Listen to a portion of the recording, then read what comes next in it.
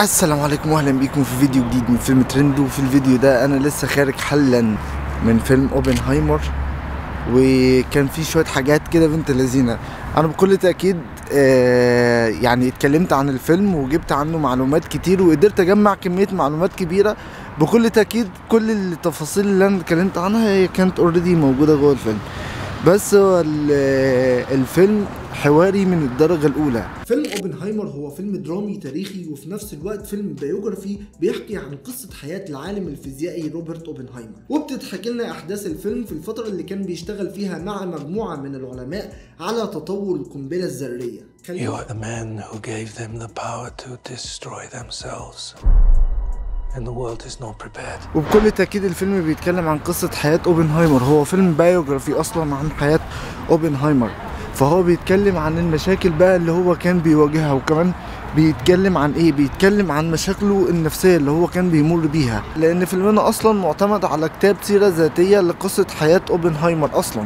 فكل المعلومات دي معروفة اوريدي، يعني اللي موجودة في الفيلم، هي الفكرة في طريقة سردها. مين هو اوبنهايمر اصلا؟ روبرت اوبنهايمر كان مدير لمختبر لوس ألاموس السري، ومختبر لوس ألاموس تأسس في عهد الرئيس الامريكي فرانكلين روزفلت على اساس انه جزء من مشروع مانهاتن لبناء اول قنبلة ذرية، وهو كان المشرف على اول تفجير للقنبلة الذرية في صحراء نيو مكسيكو، والكلام ده كان في شهر يوليو سنة 1945، وعرف القنبلة الذرية دي باسم ترينيتي. روبرت اوبنهايمر ابتدى يشارك افكاره الاولى بعد رؤيته لأول انفجار نووي في العالم، وافكاره دي كانت مقتبسة من الكتاب المقدس الهندوسي. الاقتباس ده بقى كان بيقول ايه؟ Now I'm become the destroyer of worlds. في المدة اللي هي كانت ما بين 6 ل 9 أغسطس، بعد حوالي أسابيع من اختبار ترينيتي، تم قصف أول قنابل ذرية في اليابان، وتحديدا في هيروشيما وناجازاكي. نتيجة الهجوم ده قتل أكتر من 200 ألف شخص، وتسبب كمان في نهاية الحرب العالمية الثانية، ودي بتكون أول وآخر مرة يستخدم فيها سلاح نووي في الحروب المسلحة. وبعدها أطلق على اوبنهايمر بأنه أبو القنبلة الذرية، Father of the Atomic Bomb. وبعد كام شهر من الانفجار النووي في نيو مكسيكو، استقال اوبنهايمر من منصبه كمدير لمختبر لوس ألاموس السري. اوبنهايمر ومجموعة من أصدقائه الفيزيائيين اشتهروا عن الحديث وإثارة الجدل حول التداعيات الإخلاقية لاستخدام الأسلحة النووية. وبداية من سنة 47 لسنة 53 تم تعيين روبرت اوبنهايمر كرئيس للجنة الاستشارية لهيئة الطاقة الذرية The Advisory Committee of the Atomic Energy Commission، واللي كانت معارضة تماما لتطور القنبلة الهيدروجينية. بداية بقى من سنة 54 أنشأت الحكومة الأمريكية جلسة استماع أمنية ضد اوبنهايمر علشان الباشا طلع شيوعي. اتضح إن اوبنهايمر عنده علاقات مرتبطة بالتصورات الشيوعية، وابتدت تركز الحكومة الأمريكية مع علاقاته على أعضاء سابقين في الحزب الشيوعي الأمريكي، واللي كان منهم زوجته كيتي والإكس بتاعته جين. وده كان دليل للحكومة الأمريكية على عدم ولاء اوبنهايمر للولايات المتحدة الأمريكية. ولكن بعد تحقيق وتدقيق على اوبنهايمر ومراقبته بشكل مكثف، اتضح انه مش خاين للولايات المتحدة الامريكية ولا حاجة، الراجل طلع نظيف. بس هم عملوا ايه؟ عزلوه من منصبه كمستشار لهيئة الطاقة الذرية. وبالرغم من انه معظم علماء الفيزياء اصدقائه كانوا بيدافعوا عنه بشكل كبير، ولكن هيئة الاستماع الامنية اساءت لسمعة اوبنهايمر بشكل مخزي. وفي سنة 1967 توفى اوبنهايمر بسبب سرطان الفم وهو عمره 62 سنة. ده كان ملخص عن حياة العالم الفيزيائي روبرت اوبنهايمر. كريستوفر نولان عامل عظمة في الفيلم، حرفيا عامل عظمة. طريقة سرده للأحداث كانت عبقرية غير مملة إطلاقا، ولكن ما تستناش ان انت طول الفيلم تتفرج على تفجيرات وتتفرج على حاجات من هذا القبيل، لأن الفيلم مليان حوارات حية قوية جدا. الفيلم أغلبه حوارات، أغلب الفيلم حوارات، بس الطريقة اللي بيتحكي بيها حاجة يعني عظمة جدا. أنا حبيت الفيلم، حبيت الفيلم طويل، الفيلم مدته 3 ساعات، بس هل كان ممل؟ لو أنت بتمل بسرعة من الأفلام الحوارية هيجيلك هتصاب بحالة الملل. لكن لو انت بتحب النوع ده من الافلام ومهتم بالقصة وعايز تعرف ايه اللي بيحصل، هتستمتع استمتاع غير طبيعي، وده اللي حصل معايا انا شخصيا. خلينا دلوقتي نعرف فيلم اوبنهايمر هيتكلم عن الموضوع بأي شكل بالظبط. فيلم اوبنهايمر أصلا مقتبس من كتاب أمريكان بريمسس تريمف أند تراجيدي أوف روبرت اوبنهايمر، وهو كتاب سيرة ذاتية عن حياة العالم الفيزيائي روبرت اوبنهايمر على مدى 25 سنة من حياته. والكتاب ده كسب جايزة بولتزر سنة 2005، وطبعا فيلمنا من إخراج كريستوفر نولان، وده اللي بيدي الفيلم أهمية يمكن أكتر من أهمية القصة نفسها، لأن بناء على الفيلموغرافي لأعمال كريستوفر نولان السابقة زي انترستيلر وبرستيج ودنكرك وتينت وذا دارك نايت، بيأكد لنا ان كريس نولان هيحكي لنا القصة بشكل مختلف تماما عن اي مخرج تاني في الدنيا. ده غير ان الاعمال دي مرتبطة بالفيزياء والسفر عبر الزمن بشكل كبير. وبكل تأكيد لما مخرج يقرر يحكي لنا عن انسان هو في الاساس عالم فيزياء، اكيد هيكون كريس نولان. ومن تصريحات نولان عن فيلم اوبنهايمر، فالفيلم هيكون عبارة عن جزئين، جزء ملون بيحكي لنا عن تجربة اوبنهايمر الشخصية، وبالمناسبة الجزء ده هيكون اكبر جزء من الفيلم، وجزء تاني عبارة عن مخطط زمني بالابيض والاسود،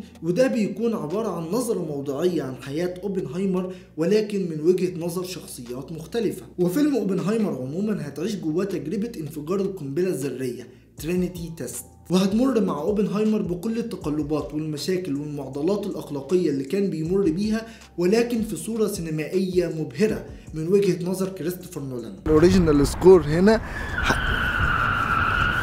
يعني بيست اوريجينال سكور، وش يعني جامدة فشخ. هي الموسيقى هي روح الفيلم، الموسيقى عاملة روح للفيلم بشكل غير طبيعي. حبيت هي اللي مديه الفيلم شويه تفاصيل كده، وهي اللي مدياله السسبنس، واللي عامل الساوند ديزاين ده حقيقي راجل عظم عليا الطلاق اللي اجيب اسمه دلوقتي. اللي عامل المزيكا في فيلم اوبنهايمر اسمه لودوين كورانسون. المزيكا هنا مؤثره في الاحداث بشكل غير طبيعي الصراحه. شابوه شابوه شابوه شابوه شابوه للصبح. السينماتوجرافي بدايه من اول كادر في الفيلم وانت بتتفرج على الفيلم غير طبيعي، الانفجارات غير طبيعية، التمثيل غير طبيعي، كيليان مورفي غير طبيعي، مات ديمون غير طبيعي. حبيت الفيلم بشكل غير طبيعي. وطبعا فيلم اوبنهايمر مليان بنجوم الصف الاول، لان ده عمل مش طبيعي. اي ممثل في الدنيا يتمنى انه يشارك في فيلم زي كده مع مخرج زي كريستوفر نولان. فعندنا كيليان مورفي، واللي مشهور بشخصية توماس شيلبي في مسلسل بيكي بلايندر، وهو بيلعب الشخصية الاساسية في فيلمنا، وهي شخصية العالم الفيزيائي روبرت اوبنهايمر. ومعانا ايميلي بلونت في دور زوجة اوبنهايمر كيتي، وفلورنس بو في دور الاكس القديمة لاوبنهايمر جين تاتلوك. وكمان معانا مات دومون وروبرت داوني وجوش هارتنت وكاسي افليك ودان دي هان والمخرج الشهير كينيث برناو. وكمان موجود معانا جاري اولدمان اللي مشهور بفيلم داركست اور، واللي كان بيلعب فيه شخصيه وينستون تشرشل. وكمان موجود معانا رامي مالك، وكتير جدا من نجوم الصف الاول اللي بيمثلوا الشخصيات العلميه والحكوميه اللي مر بيها اوبنهايمر خلال حياته. And I know what it means if the Nazis have a bomb. فبكل تأكيد أنصحكم إن انتوا تتفرجوا على فيلم اوبنهايمر في السينما، وما ينفعش تتفرجوا عليه. على فكرة لو اتفرجتوا على الفيلم ده واستنيتوا الفيلم لما ينزل يعني واتفرجتوا عليه بعد كده، مش هتاخدوا متعتكم من الفيلم، لأن الفيلم محتاج أجواء معينة علشان تقدر تتفرج عليه. فالفيلم ده لازم يتشاف سينما. والسؤال هنا، هل لازم تشوف فيلم اوبنهايمر في السينما؟ اولا لازم نعرف ان كريس نولان شخص محب للسينما من الدرجة الاولى، وغير انه شخص محب للسينما فهو اصلا عنده هوس بشخصية اوبنهايمر بشكل غير طبيعي. فكريستوفر نولان شخصيا اعلن عن افضل طريقة تقدر تشوف بيها فيلم اوبنهايمر، وهي انك تشوفه في سينما بتعرض الفيلم بتقنية اي ماكس 70 ملم. ولكن للاسف مفيش غير سينما واحدة بس في استراليا في مدينة ملبورن هي اللي بتعرض الفيلم بتقنية اي ماكس 70 ملم. فطبعا الاوبشن ده مش متاح للجميع، فما عندناش حل تاني غير اننا نشوف الفيلم في سينمات اخرى بتعرض الفيلم بتقنية 35 ملم. فبكل تأكيد عرض الفيلم على بقرات 70 ملم بتكون ضعف ال 35 ملم، وده طبعا بكل تأكيد بيديلك مساحة اوسع وبيديلك تفاصيل اكتر في الفريم نفسه. ده غير ان كريستوفر نولان طلب من شركة اي ماكس انها تصمم له كاميرات مخصوصة لتصوير الفيلم على 70 ملم، لان المعروف عن كريستوفر نولان بيحب ان يصور حاجة بشكل حقيقي واقعي، ما بيحبش يستخدم السي جي اي نهائي في تصوير افلامه. فطبعا التفجيرات والمشاهد المصممة للفيلم محتاج انه يصورها بدقة عالية، لانه صعب جدا انه يكرر الحدث اكتر من مرة. فجنون كريستوفر نولان بحب السينما بيخليه يرفض نهائيا انه يستخدم اي مشاهد تم انشاؤها بواسطة الكمبيوتر السي جي اي في افلامه اصلا، وده اللي بيخليه يستخدم كاميرات بتقنية عالية وبدقة عالية جدا. وبس كده. وانا طبعا مش عايز احرق اي حاجة في احداث فيلم اوبنهايمر، ولكن فيلم اوبنهايمر فيلم ممتع ومسلي وسياسي من الدرجة الاولى، وفيلم تحقيق وفيلم درامي نفسي، حاجة كده فوق العظمة. ودي طبعا مش كل حاجة عندي عن فيلم اوبنهايمر، ولكن هنا بكون وصلت لنهاية فيديو النهاردة. فلو عجبكم الفيديو ده ياريت تعملوا لايك وشير وسبسكرايب، واشوفكم في فيديو جديد. سلام.